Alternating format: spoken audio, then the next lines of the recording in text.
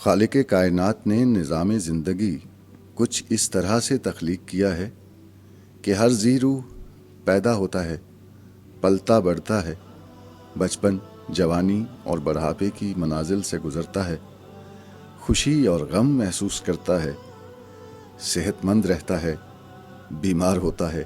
ہر شخص یہ چاہتا ہے کہ وہ خود کو تمام بلاؤں، وباؤں اور بیماریوں سے محفوظ رکھے۔ روز اول سے یہ بیماریوں کے علاج دریافت کرنے کے لیے مسلسل جد و جہد کر رہا ہے۔ قرآن میں شفا ہے، اللہ ہی مرض دیتا ہے اور وہی اس سے نجات بھی دیتا ہے۔ لہٰذا صرف مسلمان ہی نہیں بلکہ پوری انسانیت ہمہ وقت اس جستجو میں ہے کہ ہر بیماری کا علاج ڈھونڈ نکالا جائے۔ اسی بنیاد پر میڈیکل سائنس لگن، تحقیق اور تجربے کی کسوٹی پر بیماریوں کو پرکھ رہی ہے اور ان کے علاج دریافت کر رہی ہے۔ شفا یابی کی انسانی خواہش کی تکمیل میں روحانیت کا ایک اہم کردار ہے۔ فلاح انسانیت کا یہی جذبہ بہاولپور کے ایک درویش پیر عثمان غنی کو راہ حق کی تلاش میں کریا بکریا کو بکو سرگرداں رہنے والے ایک مجذوب کے پاس لے گیا۔ فقیر نے نظر کی اور پیر عثمان غنی بیماروں میں روحانیت کے فیض سے شفا بانٹنے لگا۔ صحت مند زندگی کے متلاشی ان کے پاس جوک در جوک آنے لگے اور وہ اسی مجذوب کی طرح کریا بکریا اور کو بکو بیماروں کی مدد کو خود پہنچنے لگے۔ فیض شفا کا یہ سلسلہ آگے بڑھا اور لاہور کے ایک کاروباری اور سیاسی گھرانے کے چشم و چراغ میاں طاہر یعقوب نقشبندی تک آن پہنچا۔ میاں صاحب کے کاروبار اور سیاست کہیں بہت پیچھے رہ گئے اور دکھی انسانیت کی خدمت ان کے ماتھے کا جھومر بن گئی۔ وہ دم کرتے ہیں، لوگوں کو شفا مل جاتی ہے۔ میڈیکل سائنس سے مایوس لوٹنے والے کہ جن کا علاج ابھی وہ دریافت نہیں کر سکے، صحت یاب ہونے لگے۔ یقینی موت کے منتظر مریض اور بچھڑ جانے کے خوف سے دم سادے ہوئے لواحقین امید کے مضبوط دھاگے سے بندھے چلے آنے لگے۔ اور اب یہ عالم ہے کہ 2 مرلے کا آستانہ وسیع ہوتے ہوتے 22 مرلے تک آ گیا ہے اور مزید وسعت چاہتا ہے، کیونکہ مریضوں کی تعداد دن بدن بڑھتی جا رہی ہے۔ کینسر، دماغی رسولی، جسمانی معذوری، فالج اور ایسے ہی کئی موذی امراض میں مبتلا لوگ میاں طاہر یعقوب نقشبندی کے دم سے شفا کی منازل طے کرنا شروع کر دیتے ہیں۔ بجھتے ہوئے چراغ روشن ہونے لگتے ہیں۔ انہیں اپنی غربت سے کوئی شکوہ نہیں رہتا، کیونکہ میاں صاحب سے علاج کروانے کے لیے 1 روپے کی بھی ضرورت نہیں پڑتی۔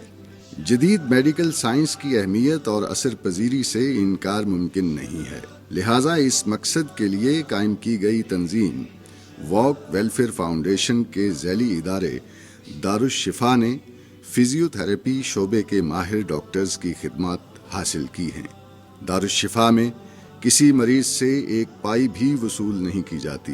یہ ادارہ جو بنیادی طور پر ایک شخص کا وجودی پھیلاؤ ہے، صرف رب کریم کے فضل و کرم اور مخیر حضرات کے تعاون سے چل رہا ہے۔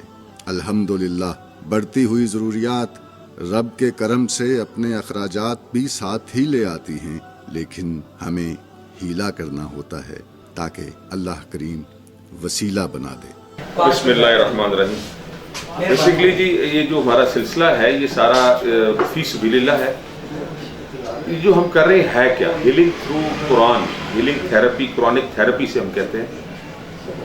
یہ ایک مجذوب کا دیا ہوا اذن ہے جو کہ ہمارے پیر و مرشد، ہمارے استاد پیر عثمان غنی صاحب کو ایک عرصہ پہلے، آج سے 30 سال پہلے، 32 سال پہلے ایک مجذوب نے ان کو دیا، اور اس کے بعد سلسلہ بڑھتا بڑھتا ہمارے تک آیا اور بہت سارے لوگوں تک گیا اور ہم سے بڑھتا ہوا آگے جا رہا ہے۔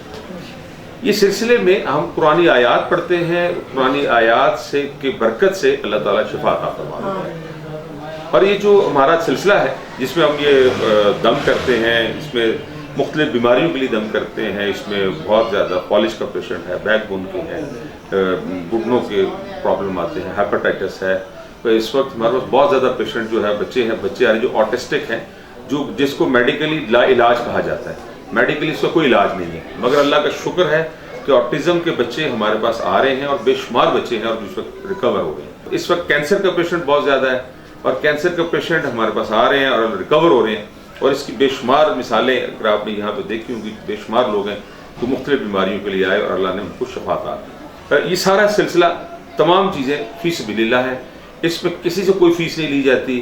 صرف یہ کہتے ہیں 10 روپے مسجد میں ڈال دیں، کہیں بھی جا کے ڈال دیں، اس کے علاوہ کوئی چیز نہیں. یہاں پر کوشش کرتے ہیں آنے والے کو کھانا بھی کھلاتے ہیں، اور کھانے کا سلسلہ بھی ایک بڑا خوبصورت اللہ نے نظام بنا رکھا ہے. کچھ انتظام ہم کرتے ہیں اور بہت زیادہ انتظام لوگ کر دیتے ہیں.